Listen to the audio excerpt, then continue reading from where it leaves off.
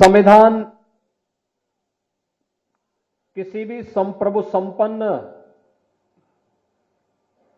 राष्ट्र के नागरिकों का स्वाभिमान होता है, क्योंकि उसी से उसका सम्मान जुड़ता है। और ये हमारा गौरव है कि जो संविधान उत्तर से दक्षिण तक, पूरब से पश्चिम तक पूरे भारत को एकता के सूत्र में बांध करके 140 करोड़ भारतवासियों के सम्मान और स्वाभिमान का प्रतीक है। इस संविधान को बाबा साहब डॉक्टर भीमराव अंबेडकर ने पूरी मेहनत के साथ, परिश्रम के साथ बना करके दुनिया का सबसे बड़ा संविधान देकर के दुनिया के सबसे बड़े लोकतंत्र के रूप में भारत को स्थापित किया। संवैधानिक मूल्यों के आधार पर लोकतांत्रिक व्यवस्था के अंतर्गत आज भारत अकेली दुनिया का देश है जो इन मूल्यों की तरह काम कर रहा है, उनका अक्षरशः पालन करते हुए एक सबसे बड़े लोकतंत्र के रूप में इस अभियान को आगे बढ़ा रहा है। दुनिया के अंदर तमाम देशों ने लोकतंत्र अपनाया है, लेकिन वहां दबे कुचले लोगों को वोटिंग राइट बाद में मिली, महिलाओं को यह अधिकार बाद में मिला। लेकिन भारत के अंदर 1950 को जब भारत ने 26 जनवरी के दिन अपना संविधान अंगीकार किया और 1952 में पहला आम चुनाव हुआ, तभी से हर वयस्क मतदाता को, महिला हो पुरुष हो, किसी भी जाति का हो, मत और मजहब का हो, बिना किसी भेदभाव के हर वयस्क मतदाता को अगर वह भारत का नागरिक है तो उसे सरकार चुनने के लिए अपना मताधिकार का उपयोग करने की पूरी स्वतंत्रता भारत के संविधान ने दी। और इसीलिए कृतज्ञ राष्ट्र बाबा साहब भीमराव अंबेडकर के प्रति कृतज्ञता का भाव ज्ञापित करता है। बाबा साहब भीमराव अंबेडकर एक महामानव थे। व्यक्तिगत अपमान सहा, लेकिन राष्ट्र के विकास में अपने व्यक्तिगत राग द्वेष को उन्होंने कभी आड़े नहीं आने दिया, कभी नहीं आने दिया।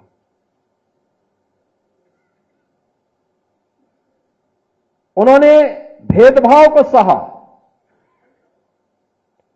उसके अनुरूप जीवन यापन किया, लेकिन राष्ट्र के विकास में ये भावनाएं कभी आड़े ना आने पाए, इसके लिए सदैव सजग होकर के, सचेत होकर के वे कार्य करते रहे। दुनिया की उच्चतम डिग्री उन्होंने हासिल की, लॉ की, अर्थशास्त्र की, प्रशासनिक व्यवस्था की, लेकिन कभी भी उन्होंने राष्ट्र के स्वाभिमान को आंच नहीं आने दी।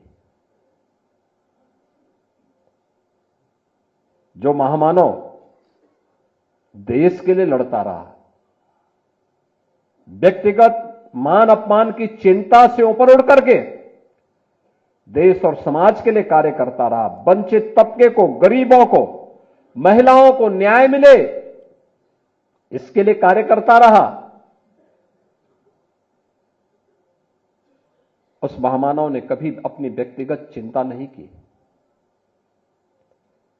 व्यक्तिगत मान अपमान की चिंता से ऊपर उठ करके और लगातार कार्य करता रहा। और यही कारण है कि हम सब उन्हें एक महामानव के रूप में मानते हैं। लोक कल्याण, राष्ट्र का कल्याण हो, यही उनका जीवन था।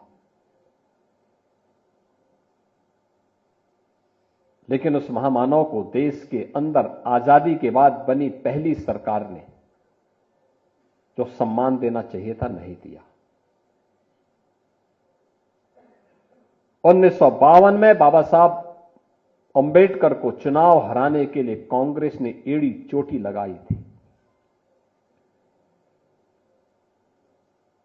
उन्हें चुनाव में परास्त करवाने का काम किया।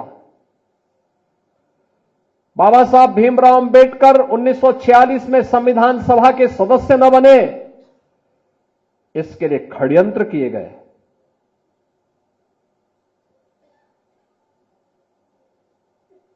उनकी क्षेत्र की जो सीट थी, जो हिंदू बाहुल्य क्षेत्र थे, नॉन मुस्लिम क्षेत्र थे, उन्हें विभाजन का हिस्सा बना दिया गया, जिससे बाबा साहब भीमराव अंबेडकर चुनाव न जीतने पाए।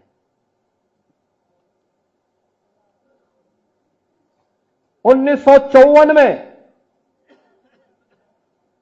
उपचुनाव में बाबा साहब भीमराव अंबेडकर ने फिर से मुंबई से चुनाव लड़ने की कोशिश की।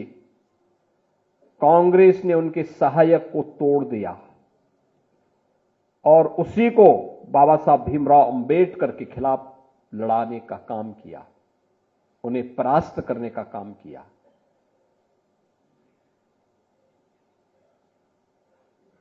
यानी कोई भी ऐसा षड्यंत्र कांग्रेस ने नहीं छोड़ा बाबा साहब भीमराव अंबेडकर को अपमानित करने के लिए।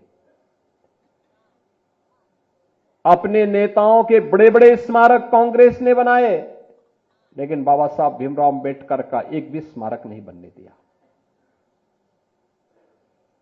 एक भी स्मारक नहीं बनने दिया। यहां तक कि मऊ मध्य प्रदेश में, जहां पर बाबा साहब भीमराव अंबेडकर ने जन्म लिया था, मऊ छावनी, कांग्रेस ने नहीं बनने दिया। कांग्रेस की सरकारें थी, नहीं बनने दिया। इंग्लैंड में रह करके, जिस भवन में रह करके उन्होंने अपनी उच्च शिक्षा प्राप्त की, उस भवन को कभी भी भारत सरकार खरीदे और बाबा साहब भीमराव अंबेडकर का स्मारक बने, कांग्रेस ने नहीं किया। दिल्ली में रह करके जिस भवन में उन्होंने अपनी अंतिम श्वास ली, उस भवन को स्मारक बनाने की मांग हो रही थी 1956 से ही। 9 अलीपुर मार्ग दिल्ली का नहीं बनने दिया कांग्रेस ने। नागपुर में जहां उन्होंने दीक्षा ली, वहां पर बाबा साहब भीमराव अंबेडकर का स्मारक बने, कांग्रेस ने नहीं बनने दिया। जहां उनका अंतिम संस्कार बना हुआ था मुंबई के चैत्य भूमि में, वहां स्मारक बने, कांग्रेस ने नहीं बनने दिया। बहनों और भाइयों, बाबा साहब भीमराव अंबेडकर के इन 5 स्थानों पर 5 अंतर्राष्ट्रीय स्मारक बनाने का काम अगर किसी ने किया है तो ये भारतीय जनता पार्टी ने किया है, प्रधानमंत्री मोदी जी ने किया है। मऊ छावनी मध्य प्रदेश में भारतीय जनता पार्टी के मुख्यमंत्री श्री सुंदरलाल पटवा थे। उन्होंने उस स्मारक का शुभारंभ किया था। प्रधानमंत्री उस समय अटल बिहारी वाजपेयी जी जब बने, उन्होंने उसका लोकार्पण किया। मोदी जी उस कार्यक्रम में वहां गए।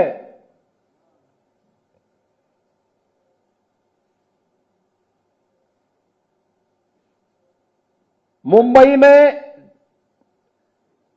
इंग्लैंड में, जहां पर उच्च शिक्षा बाबा साहब ने अर्जित की थी, उस भवन को ब्रिटिश सरकार बेच रही थी। प्रधानमंत्री मोदी जी की प्रेरणा से महाराष्ट्र की भारतीय जनता पार्टी की सरकार ने उस भवन को खरीदा। बाबा साहब भीमराव अंबेडकर का वहां पर स्मारक बनाया और भारत से जाने वाले अनुसूचित जाति के बच्चों के लिए उच्च शिक्षा के लिए वहां पर एक केंद्र बनाया और स्कॉलरशिप की भी व्यवस्था इंग्लैंड में की है। बाबा साहब की स्मृति को बनाए रखने के लिए। दिल्ली के अलीपुर मार्ग के उस भवन को खरीदकर उस भवन में बाबा साहब भीमराव अंबेडकर का स्मारक बनाने का काम, उसको स्वीकृति दी थी पूर्व प्रधानमंत्री चंद्रशेखर जी ने। और उस कार्य को क्या भारतीय जनता पार्टी ने, आप इंटरनेशनल सेंटर दिल्ली का आप देखेंगे बाबा साहब भीमराव अंबेडकर का दिल्ली में बना है।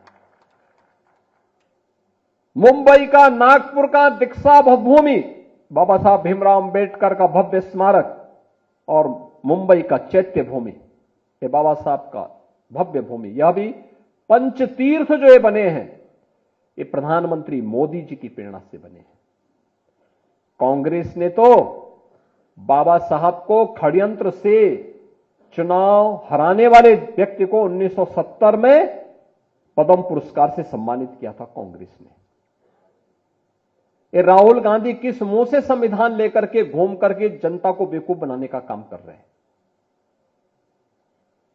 किसी भी संविधान की आत्मा उसका प्रियम्बल होता है, प्रस्तावना होती है।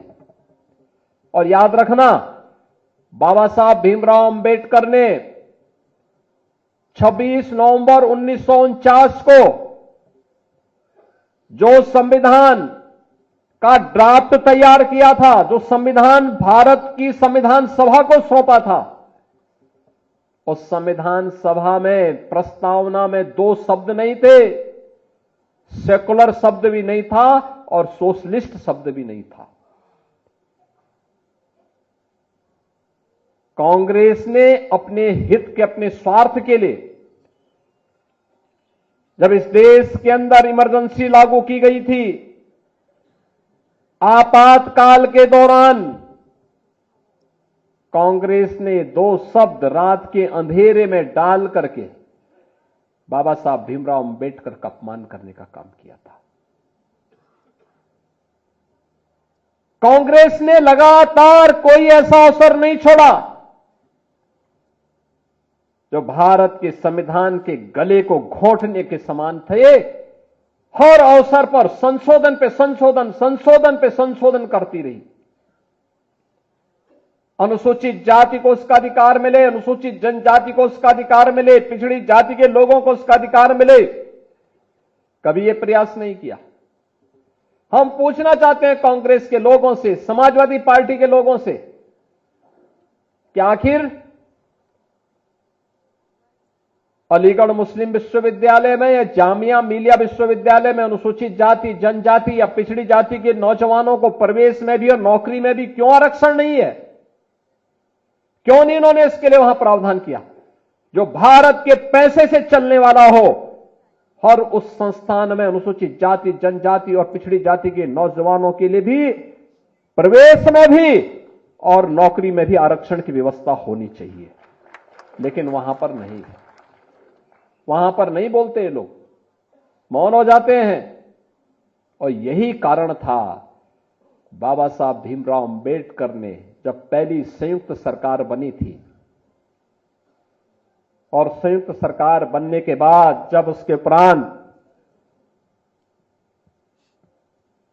पंडित नेहरू की द्वारा बनाई गई उस नेतृत्व में चल रही सरकार के कृत्यों को देख करके बाबा साहब भीमराव अंबेडकर ने उस समय इस्तीफा दिया था और कहा था,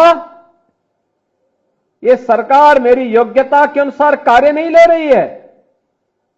मैं पहला भारतीय हूं जिसने अर्थशास्त्र में पीएचडी की है, शोध किया है, भारत के निर्माण में योगदान देना चाहता हूं, लेकिन मेरी कोई उपयोगिता नहीं करते। देश की महत्वपूर्ण उन समितियों में जो देश के विकास के लिए सहायक हो सकती है, उसमें मुझे कोई सम्मान नहीं दिया गया। मेरे अनुसूचित जाति, जनजाति के लोगों के हितों के लिए, वंचितों के हितों के लिए इस सरकार के एजेंडे में कुछ भी नहीं है। यह तो केवल और केवल इस सरकार को विभाजन के बाद भी केवल मुस्लिम तुष्टीकरण की चिंता है, इसलिए मैं अपने पद से इस्तीफा दे रहा हूं, यह कहते हुए इन्होंने इस्तीफा दे दिया था। और कांग्रेस की हर कृत्य वही है आज भी, तनिक भी उसमें कुछ बदला नहीं है। जो कांग्रेस है वही समाजवादी पार्टी भी है। याद करिए, कन्नौज के मेडिकल कॉलेज का नामकरण बाबा साहब डॉक्टर भीमराव अंबेडकर के नाम पे था। समाजवादी पार्टी की सरकार अखिलेश यादव के नाम पे बनी तो उन्होंने बाबा साहब भीमराव अंबेडकर के नाम को हटा दिया। और तो बाद में हमारी सरकार आई तो फिर मैंने वहां पे उस मेडिकल कॉलेज का नामकरण फिर से बाबा साहब भीमराव अंबेडकर के नाम पे किया। इन्होंने, अखिलेश यादव, जब आपने देखा होगा 2012 में प्रदेश के मुख्यमंत्री बने थे, उस समय इन्होंने पहली घोषणा की थी कि बाबा साहब भीमराव अंबेडकर और जितने भी सामाजिक न्याय के महापुरुष हैं, इनके बने हुए स्मारकों को हम तोड़ेंगे। तब भारतीय जनता पार्टी ने कहा था कि सामाजिक न्याय के पुरोधाओं की ओर उठने वाले हर हाथ के खिलाफ मुंहतोड़ जवाब देने के लिए भारतीय जनता पार्टी तैयार है।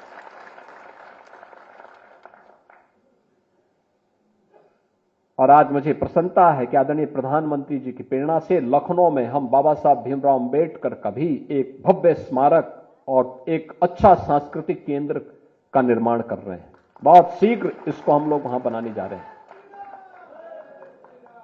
बहनों और भाइयों, जिनका पूरा जीवन देश के लिए समर्पित था, जिन्होंने एक एक श्वास देश के लिए जिया हो, जिन्होंने देश के लिए अपना एक एक पल जिया हो, ऐसे महापुरुषों का सम्मान रखना हमारा दायित्व बनता है। और उस दायित्व के अंतर्गत हम सब मिलकर के आज इस अभियान के साथ जुड़े हैं कि बाबा साहब भीमराव अंबेडकर और सामाजिक न्याय के लिए कार्य करने वाले उन सभी महापुरुषों को सम्मान मिलना चाहिए। और उसी अभियान के क्रम में आज भारतीय जनता पार्टी ने आदरणीय प्रधानमंत्री जी की प्रेरणा से 11 जनवरी से 25 जनवरी के इस पूरे एक पखवाड़े को मेरा संविधान मेरा स्वाभिमान के नाम पर चलाने का काम किया है। याद करना, जब प्रधानमंत्री जी मुंबई के चैत्य भूमि में बाबा साहब भीमराव अंबेडकर के स्मारक के निर्माण के कार्यक्रम का शुभारंभ करने के लिए गए थे 2015 में, अक्टूबर 2015 में, तब उन्होंने वहां घोषणा की थी कि 26 नवंबर की तिथि भारत में संविधान दिवस के रूप में मनाई जाएगी। 26 नवंबर 1949 को बाबा साहब भीमराव अंबेडकर ने संविधान की पूरी ड्राफ्ट तैयार करके भारत के संविधान सभा को सौंपी थी। और 2015 से 26 नवंबर 2015 से हर वर्ष इस तिथि को संविधान दिवस के रूप में मनाया जाता है। एक तरफ भारतीय जनता पार्टी जो बाबा साहब भीमराव अंबेडकर के मूल्यों आदर्शों से प्रेरित होकर के बिना भेदभाव के हर गरीब, हर वंचित, हर अनुसूचित जाति, जनजाति और पिछड़ी जाति महिलाओं के हितों के लिए, उनके हक के लिए कार्य कर रही है। एक तरफ भारतीय जनता पार्टी है और दूसरी तरफ वे कांग्रेस और समाजवादी पार्टी के लोग जिन्होंने अनुसूचित जाति, जनजाति के लोगों के हकों पर हमेशा कुठारा घात डाला, हमला किया, उनका शोषण किया, उनको प्रताड़ित किया। दूसरी तरफ यह अवसर इसलिए हमारे लिए महत्वपूर्ण है कि 26 जनवरी को भारत के संविधान को लागू किए हुए 75 वर्ष पूरे होने जा रहे हैं। इन 75 वर्षों की इस यात्रा का आत्ममंथन हम सबको करना होगा और इसके लिए बाबा साहब भीमराव अंबेडकर के प्रति कृतज्ञता ज्ञापित करना होगा। आज जो अधिकार आप सबको प्राप्त हैं, आज जो बिना भेदभाव के शासन की योजना, केवल वोटिंग राइट नहीं, जो मोदी जी के नेतृत्व में आपने 10 वर्ष में देखा होगा, हर गरीब की सिर को ढकने के लिए आवास मिला है। उत्तर प्रदेश में 56 लाख गरीबों का एक एक आवास बना। 2.25 करोड़ गरीबों के घर में एक एक शौचालय बन गया। 10 करोड़ गरीबों को आयुष्मान भारत की सुविधा का लाभ प्राप्त हो रहा है। 15 करोड़ गरीबों को फ्री में राशन की सुविधा का लाभ प्राप्त हो रहा है। लगभग 2 करोड़ गरीबों के घर में रसोई गैस का निःशुल्क चूल्हा जल रहा है। बहन और भाइयों, शासन की हर सुविधा का लाभ जो आज प्राप्त हो रहा है, यह लाभ वही है जिसकी नींव देश के संविधान को बनाते समय बाबा साहब भीमराव अम्बेडकर ने रख दी थी। बस अंतर इतना है कि कांग्रेस का कोई प्रधानमंत्री उस पद पर आ जाता है तो उस पर कुंडली मार करके बैठ जाती थी कांग्रेस, लेकिन मोदी जी और वाजपेयी जी जैसे यशस्वी प्रधानमंत्री बनते हैं तो पोटली खोल करके हर गरीब, वंचित, दलित को उसका अधिकार मिलना प्रारंभ हो जाता है। और आज ये अधिकार जो मिल रहा है, ये उसी भाव के साथ दिया जा रहा है, उसी भाव के साथ दिया जा रहा है।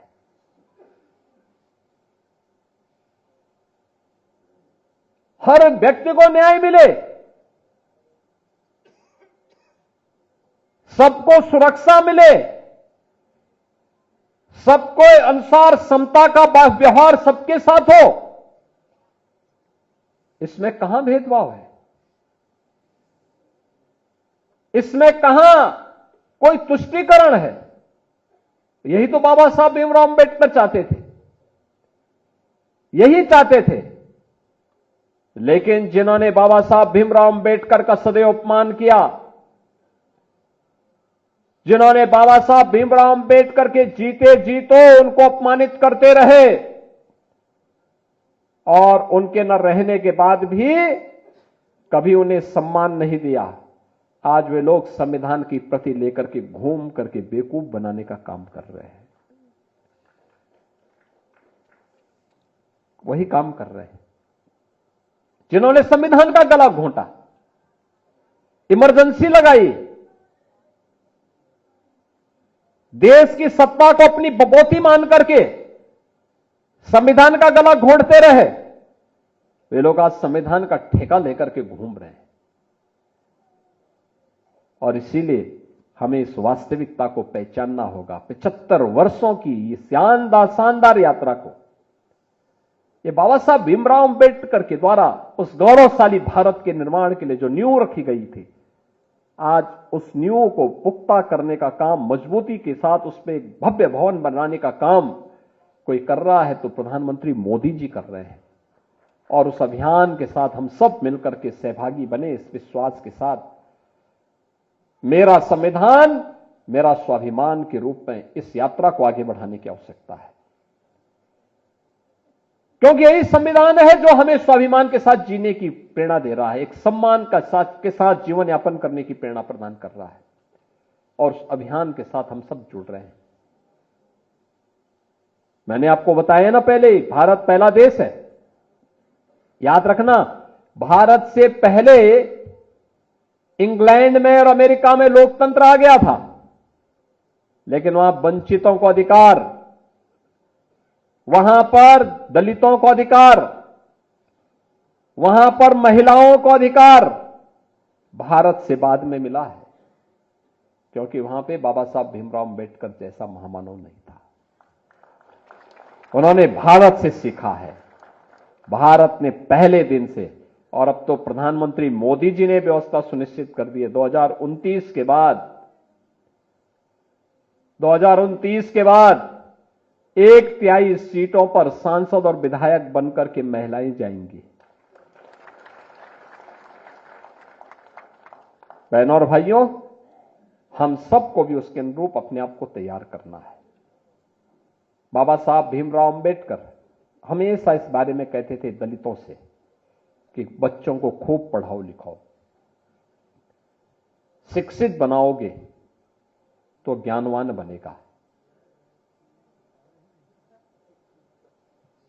और शिक्षित बनेगा तो अपने लिए न्याय मांग लेगा, अपने अधिकारों को भी प्राप्त कर लेगा। लेकिन जब पढ़ाएंगे लिखाएंगे नहीं तो क्या होगा? आज सरकार इस पे काम कर रही है। अनुसूचित जाति जनजाति से जुड़े हुए सभी बच्चों की एजुकेशन फ्री है, स्कॉलरशिप मिल रही है, शुल्क प्रतिपूर्ति उपलब्ध कराई जा रही है। डबल इंजन की सरकार इसके लिए लगातार कार्य कर रही है। हम सब इसके लिए लगे हुए हैं। हमारी सरकार आई थी, हमने इस बात को सुनिश्चित किया कि बाबा साहब भीमराव अंबेडकर का चित्र हर सरकारी कार्यालय में लगने चाहिए। सरकारी कार्यालय में बाबा साहब के चित्र लगने चाहिए और उनके प्रति कृतज्ञता ज्ञापित हर भारत के नागरिक को करना चाहिए। बहनों और भाइयों, बाबा साहब भीमराव अंबेडकर का जीवन देश के लिए समर्पित था, भारत के लिए समर्पित था और इसलिए 75 वर्ष की यात्रा बाबा साहब भीमराव अंबेडकर की प्रति कृतज्ञता ज्ञापित करने की यात्रा है। 75 वर्ष की यह यात्रा बाबा साहब भीमराव अंबेडकर के प्रति नतमस्तक होने की यात्रा है,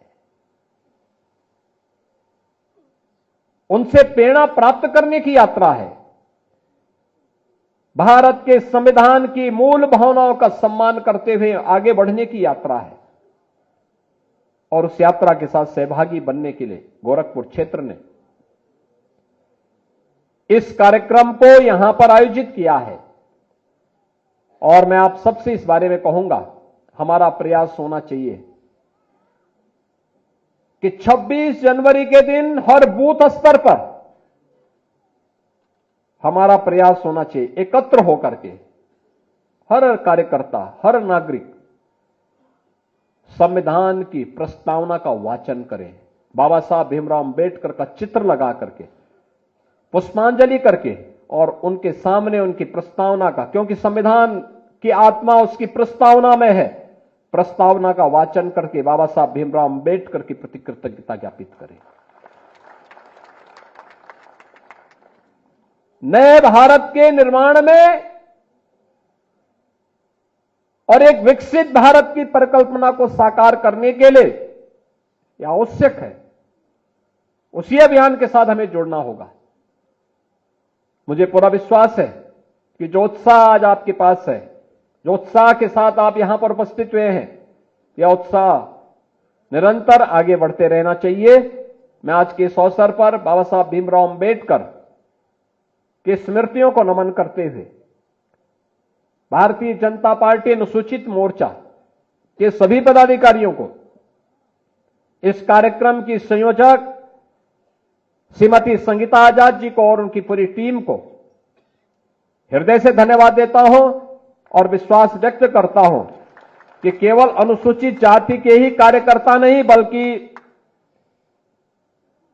भारतीय जनता पार्टी का हर कार्यकर्ता हर बूथ स्तर पर 26 जनवरी के इस कार्यक्रम में सहभागी बनकर के बाबा साहब भीमराव अंबेडकर के प्रति अपनी कृतज्ञता ज्ञापित करे, प्रस्तावना का वाचन करे। इस विश्वास के साथ आप सबके प्रति मैं अपनी शुभकामनाएं देता हूं। धन्यवाद। जय हिंद।